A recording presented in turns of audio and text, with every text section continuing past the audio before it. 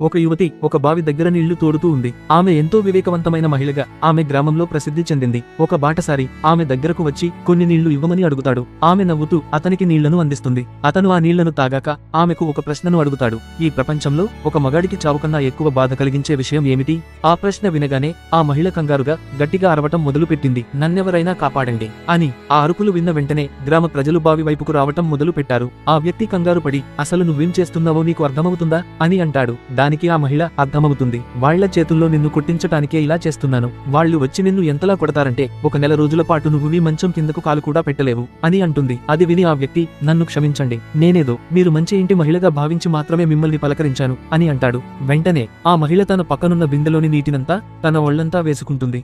ఇంతలో గ్రామస్తులు ఆ బావి దగ్గరకు చేరుకుంటారు. వాళ్ళు ఆ మహిళతో అసలు ఏమైంది అని అడుగుతారు. దానికి ఆ మహిళ నేను నీళ్లలో పడిపోయాను, ఈ వ్యక్తి నన్ను కాపాడాడు, ఈ వ్యక్తి గనుక లేకపోయుంటే నా ప్రాణాలు పోయి ఉండేవి అని చెబుతుంది.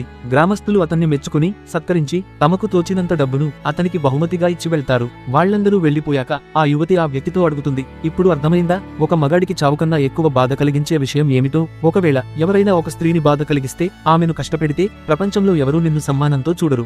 వ్యక్తులు నిన్ను ఎంతగా బాధ పెడతారంటే చివరకు చావు మాత్రమే నీకు ప్రశాంతంగా అనిపిస్తుంది. ఒకవేళ ఆ స్త్రీని నువ్వు సమ్మానిస్తూ గౌరవిస్తూ ఆమెను సంతోషంగా చూసుకున్నట్లయితే ఆ స్త్రీ తిరిగి నిన్ను ఎంతగా ప్రేమిస్తుందంటే నీ చావునైనా ఎదిరించి నిన్ను మళ్లీ ఈ భూమికి తీసుకురాగలదు.